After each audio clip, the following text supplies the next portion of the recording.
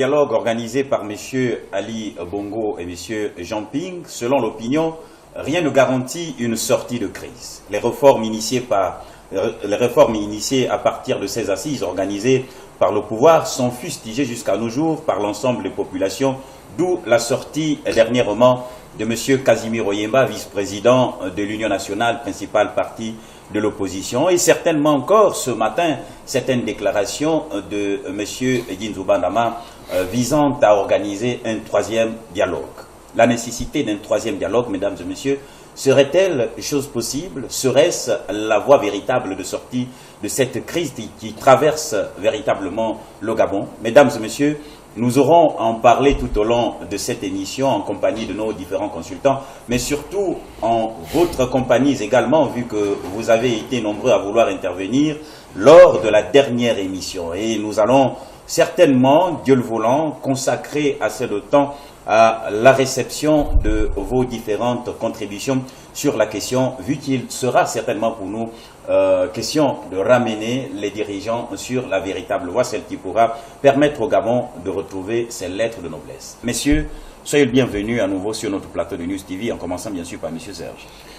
Bonsoir également à vous, M. Nobali. Bonsoir. Nous allons donc certainement, comme cela est de coutume au cours de nos différentes sessions de radio News TV, vous inviter certainement à écouter probablement la lecture des messages de nos différents téléspectateurs ayant suivi et participé à l'émission antérieure. Message des téléspectateurs fait par Franck Mengue. Et je m'en vais lire ces messages. Mangala Moussavou, Ndemezo, ou bien Mike Joktan et Yogo et Zan Rougou, d'Argentieux Kombila, Jonathan Toutou Mangom et consort à ce dialogue d'Ali Bongo, vous avez vendu le Gabon à la famille Bongo, mais sachez que bien que la colère de Dieu soit très lente, ce dernier vous le fera payer, vous et toutes vos descendances. Monsieur le Premier ministre Oyemba, si vous voyez que vous n'avez plus de force de mener le combat pour la libération du Gabon, en cela, au lieu de nous proposer des solutions à la système Bongo, je vous prie, monsieur Oyemba, d'aller tranquillement vous reposer chez vous à Zamaligué. Ou soit rejoindre monsieur Ali Bongo dans la manière la plus officielle, comme l'ont fait René Demezo. Ici au Gabon, lorsque vous entendez un homme politique dire il faut prôner l'intérêt général, c'est le Gabon qu'il faut d'abord voir. Donc pour monsieur Oyemba, l'intérêt général, c'est d'aller négocier avec Ali Bongo. Monsieur Oyemba pense que c'est lui seul qui a le monopole du cœur pour le Gabon et non pas les autres leaders. Monsieur Oyemba, votre politique ou art politique n'est que roublardise et rien de plus. Monsieur Moutendi, de grâce, arrêtez de couper à chaque fois la parole de monsieur Mengue Franck. Bon, d'accord, monsieur, c'est tout à votre honneur, monsieur Moutendi, le présentateur officiel de l'émission. À monsieur le ministre Oyemba et à tous les autres hommes politiques du Gabon qui pensent que les Gabonais sont des moutons, que l'on peut balader comme on veut, sachez ceci, que le combat que mène le peuple gabonais depuis l'élection présidentielle 2016, que ce combat est au-delà de la personne de M. Jean Ping. Donc, sans l'onction du peuple gabonais, même si Jean Ping allait négocier avec M. Ali Bongo, ça n'aboutira à rien du tout. Ce ne sont pas les hommes politiques qui commandent le peuple depuis l'élection présidentielle 2016, c'est maintenant le peuple qui commande les hommes politiques. Ainsi, ceux des hommes politiques qui n'épouseront pas cette nouvelle donne seront tout simplement vomis, discrédités. Il y a vraiment longtemps que Ndemezo Obiang a invité des chaînes de télévision comme TV+, en effet Ndemezo, pour se justifier de son échec avec tout son groupe, dialogue d'Ali Bongo. Ndemezo a organisé une conférence de presse de même type que M. Oyemba. Comme Ndemezo sait que la majorité du peuple gabonais ne suit pas les chaînes de télévision pro-pouvoir, il a donc invité TV+. Je ne terminerai pas le message pour aller à notre message pour dire. Au lieu d'encourager M. Ping à aller jusqu'au bout, jusqu'à la victoire finale, beaucoup d'acteurs politiques demandent à M. Ping d'aller dialoguer et négocier avec Ali Bongo pour un partage de pouvoir. À cet effet, je demande à M. Jean Ping de ne céder à ces pressions de sorciers. Je ne termine pas le message, il y a tellement. Bonsoir et merci de me permettre d'apporter ma contribution à votre émission. En effet, selon le thème de votre émission, je viens juste Je viens juste d'enlever les élucubrations de dialogue de la Gongé pour interpeller l'opposition qu'il faut en découdre définitivement avec ce pouvoir. Qui est plus gabonais que qui? Soit-il détenteur d'un mandat? Je dois reconnaître pour le regretter que les Gabonais sont de nature passive, indéterminée. Mais maintenant, il est temps que nous prenions notre responsabilité. Bonsoir. Comment voudriez-vous que les gens qui n'ont pas pris part au dialogue puissent vous parler de celui-ci? Bonsoir, monsieur. J'espère que ce pays est devenu un jouet et le peuple inexistant. Il n'y a que des décisions à leurs avantages. Certainement les avantages de ceux qui ont participé au dialogue. Bonsoir mes frères. Vraiment, j'ai les larmes aux yeux en voyant ces menteurs faire du Gabon. C'est donc cela qu'ils ont voulu, un dialogue de sorciers. Monsieur, les habitudes ont la peau dure, seule la violence va aux autres. C'est peut-être pas ce que moi je conseille. Le dialogue est une pure mascarade. Le fameux président est une carie pour la nation. Le peuple doit s'en débarrasser. C'est vous qui le pensez. On respecte bien sûr ce que vous dites. Les opposants au Gabon sauvent leur portefeuille et le peuple moisir continue de souffrir. Bonsoir, merci de bien vouloir recevoir mon message. Excusez-moi, mais je suis vraiment intrigué par l'intellectualisme des Gabonais. Question, c'est quoi un dialogue? Il faudrait qu'on ait véritablement la vraie définition. Ali Bongo doit savoir que les Gabonais ne l'aiment pas. Il a été battu par M. Jamping populairement. Et la Bible dit que tout ce que vous refusez sur la terre sera refusé dans le ciel.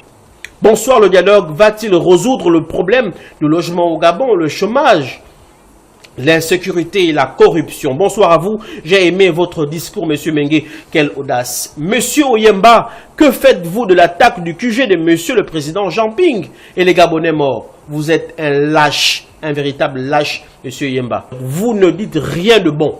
Mais voici. Est-ce que ça, il faut le dire? Puisque lorsqu'il s'agissait de M. Ali, vous avez bien attribué les mots à celui qui a envoyé le message. Mais maintenant, quand on insulte M. Oyemba, vous passez rapidement sans faire le même rappel. On respecte ce que vous dites, monsieur Nombadinga. Trump est locataire à la Maison Blanche, Macron à l'Élysée. Les Bongos sont propriétaires au bord de mer. Sont propriétaires au bord de mer. Voilà le niveau réel de nos doctorants. Ils ont montré leur savoir-faire, mais toujours dans la négativité. Voilà l'émergence voulue dans notre pays. Quand on refuse l'alternance au sommet de l'État, lorsqu'on sait que toutes les institutions sont attachées, c'est vraiment n'importe quoi. Bonsoir, Casimir doit être radié de l'Union nationale. Eh oui, Casimir, vous devez être radié de l'Union nationale par Zachary, car il a trahi le parti de la même manière qu'ils ont radié Mike Joktan, Estelle Ondo et Yogé. Donc, on doit donc radier tout le monde parce que toutes les mesures doivent s'appliquer à tout le monde. Bonjour, le dialogue du stade n'était pas un dialogue, mais juste un temps pour certaines personnalités d'aller s'amuser avec les perdièmes de l'État. Amis de nuit suivis, ceux qui nous gouvernent n'ont pas d'état d'âme. Il faut gagner du temps en espérant que Ping s'épuise. Faites des cultures, la Cannes Senior, la Cannes U17.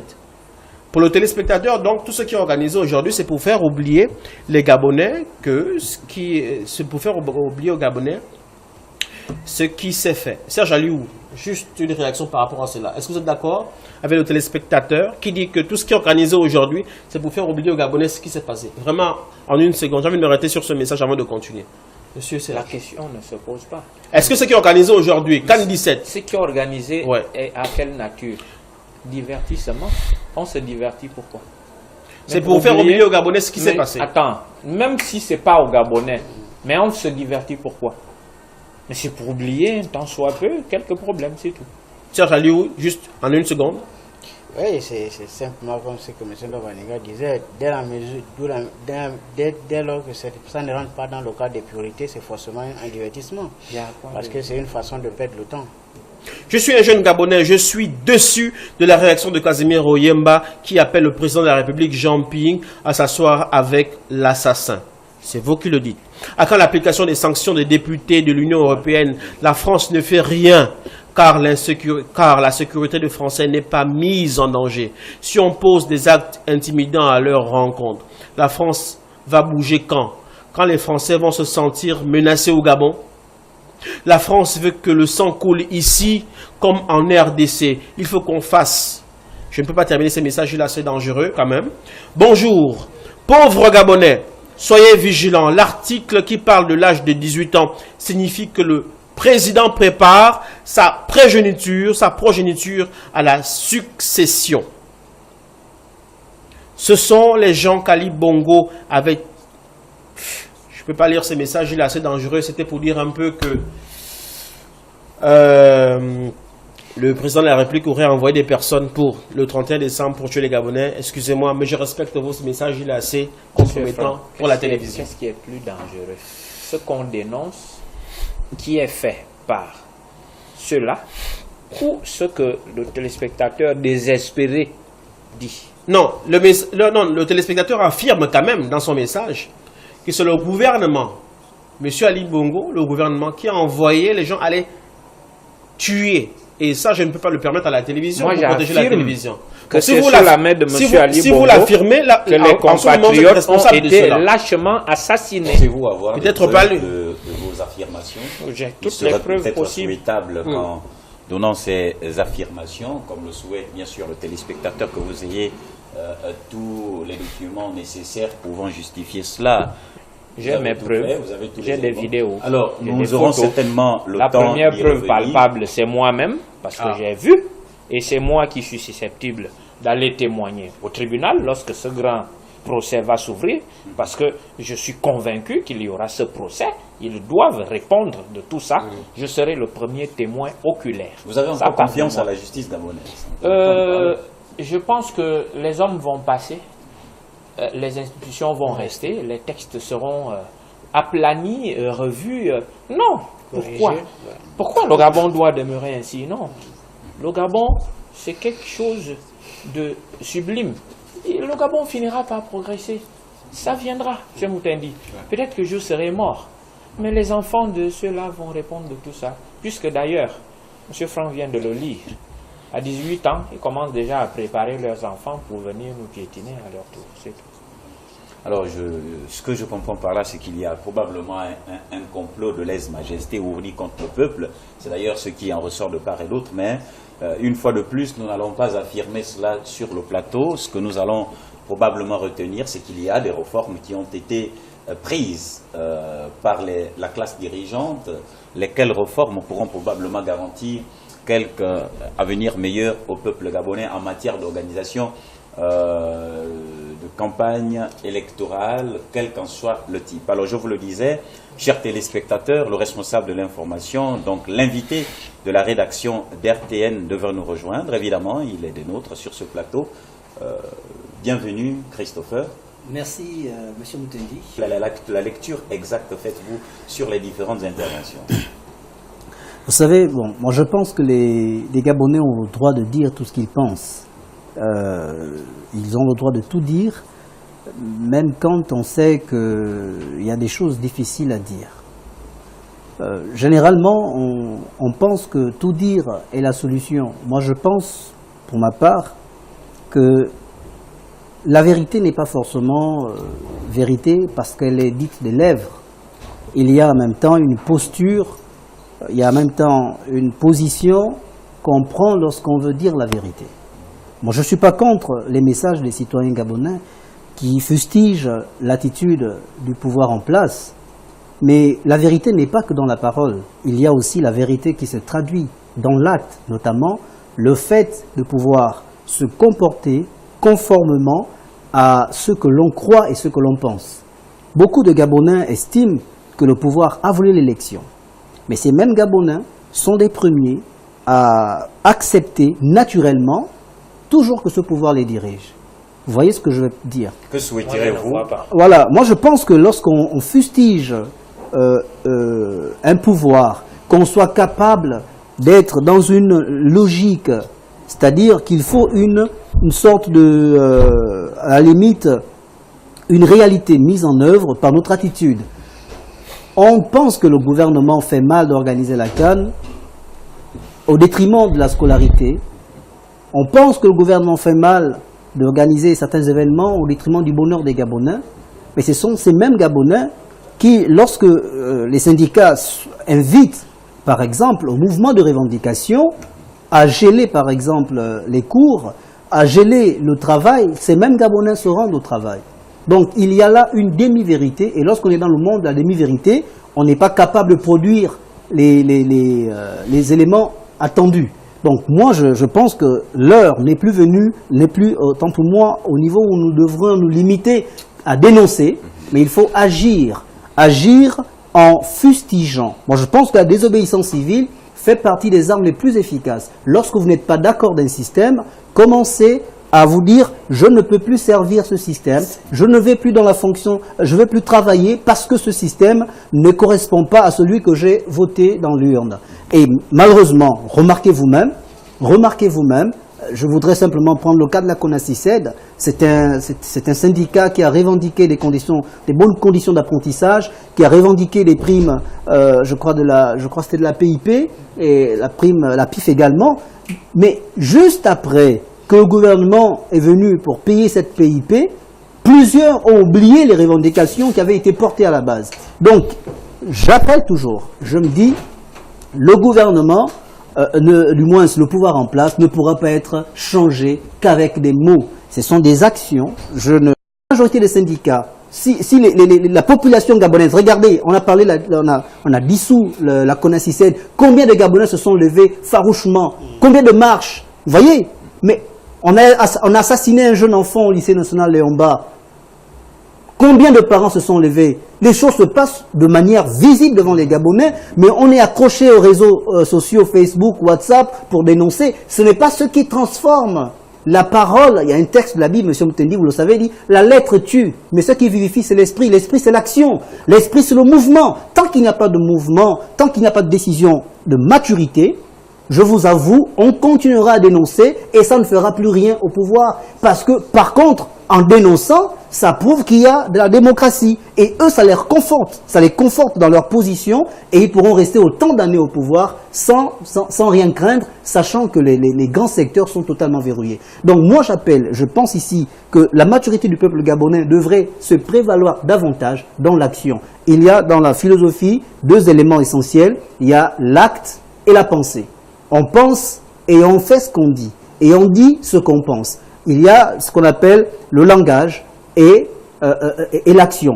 Et aujourd'hui, nous sommes dans les éléments de langage. On dit ceci, Ali Bongo, Ping, tout ceci. C'est pas ce qui va transformer le Gabon. C'est une décision personnelle. Chacun, dans son demeure, se dit, à partir d'aujourd'hui, je veux m'affilier à un mouvement qui prône pour l'alternance et je veux mener le combat qui est nécessaire pour cela. Parce que beaucoup pensent que c'est ça le réveil politique. Beaucoup pensent que c'est ça le réveil, je ne sais pas. Mais ça, c'est un déni. C'est comme si on sortait du sommeil, mais on n'a pas totalement été en état d'action. Et je dis aujourd'hui que les gens, ce qui s'est passé au 31 août, c'est un éveil qui s'est manifesté certainement. Le peuple s'est manifesté dans la rue, et ça c'est normal. C'est lorsque quelqu'un se sent abusé, il peut user de tous les moyens qui sont à sa disposition. Mais je dis que ne pensez pas que c'est parce que les gens vont dire les messages qu'on lit, parce qu'on regarde sur Facebook, que les choses vont se passer. Il y a des actions à mener. C'est être décisif, c'est de se dire, quand je suis membre d'un syndicat, je respecte la voix du syndicat. Mais si vous sabotez le syndicat, si vous sabotez le parti, si vous sabotez tout ce qui est... Bon, écoutez, bon, moi... Comment ces actions peuvent-elles être menées dès lors où le peuple gabonais, comme le rappelait Nombadinga antérieurement, sait exactement à qui il en face? Oui, c'est véritablement difficile parce que le pouvoir en face était un pouvoir répressif. C'est-à-dire que je crois qu'il y avait un meeting, une rencontre politique qui était organisée, je crois, du côté de Kambo. Non, le pouvoir est conscient qu'ils sont contestés. Le pouvoir est constant de la volonté de la majorité. Et le pouvoir est conscient que l'arme nécessaire pour se maintenir au pouvoir, c'est les armes. Malheureusement, c'est la politique africaine, c'est la démocratie africaine. Et c'est donc, c'était un combat difficile. Moi, je crois, j'ai d'abord envie d'aller dans le sens de M. Nombadinga en disant que ce qui est important au Gabon, c'est que le Gabon aujourd'hui est un homme éveillé. On a véritablement changé. On a changé de paradigme. On a changé aujourd'hui de philosophie. C'est suffisant. Ce n'est pas assez suffisant, c'est vous qui le dites. Mais sachez que pendant 50 ans, on a été maté. Mais en quelques temps, vous avez vu, regardez un peu, ce qui s'est passé extraordinairement après les élections. Les Gabonais ont perdu leur vie. Des personnes sont mortes. 93, et aujourd'hui, jusqu'à maintenant, M. Moutendi, il y a des personnes, tous les samedis qui se rassemblent. Et au Gabon aussi, du côté de M. Ping. D'accord? Là, je suis au-delà des influences partisanes. Mais ce qui est important aujourd'hui, c'est que le Gabonais a pris conscience en vérité du pouvoir qu'il a. Quel pouvoir? La souveraineté, de pouvoir qu'il a. Et il est conscient en fait que ce pouvoir peut changer beaucoup de choses. Il est conscient aujourd'hui que la transhumance électorale, ce qu'on ferait aux Gabonais pour changer l'argent, les cartons de polo aujourd'hui, ne peut pas changer votre pays. Ce qui peut changer en véritable votre pays, c'est la démocratie. La démocratie en véritable qui est le point focal, ce qui emmène le développement, ce qui emmène tout. L'alternance au pouvoir. C'est ce qui a été faussé dans les assises d'Agondje. Donc ce qui est important aujourd'hui, en réalité, c'est que les Gabonais ont pris conscience qu'ils ont un véritable pouvoir. Monsieur Ping aujourd'hui est coincé par ce pouvoir. Si Monsieur Ping avait la volonté aujourd'hui de tricher le peuple, il apprend aujourd'hui que ce peuple-là ne s'amuse pas. Ce que Monsieur Mbabesson a fait aujourd'hui, c'est une expérience que Monsieur Ping a prise en compte. Si vous décidez de trahir le peuple, ce n'est pas un problème. On vous vomit, il n'y a pas de problème. Casimir Oyemba a posé son acte.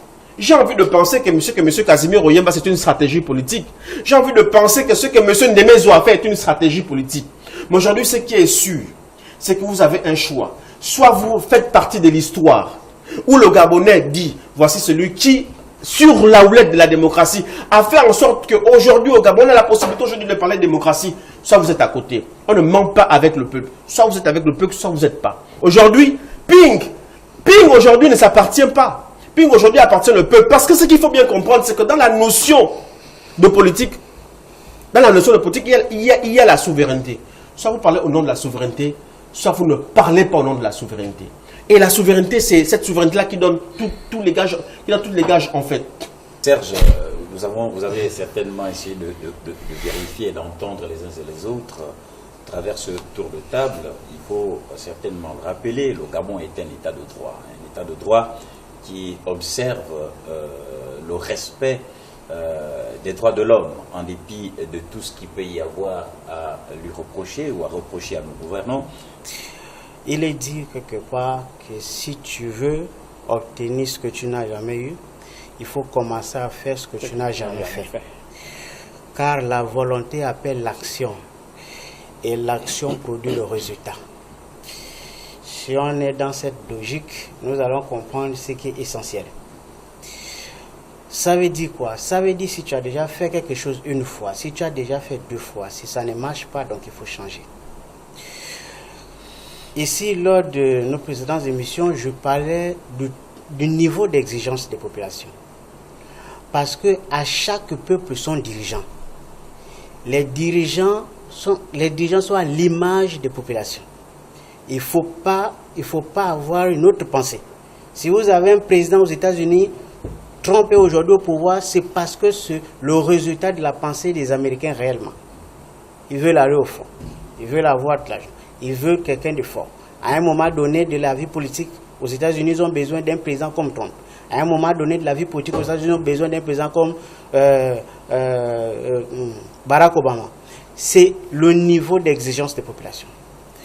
Comme disait M. Christopher tout à l'heure, au niveau de notre pays, quel est le niveau d'exigence des populations? Quel est le niveau d'exigence et de préoccupation des populations? D'abord parce que nous avons un problème de formation et d'éducation, de formation et d'éducation dans notre pays. Nous avons un problème de culture dans notre pays. Vous allez remarquer que de 93 en 2006, de 93 en 2016, peu importe l'élection, on a toujours procédé de la même façon.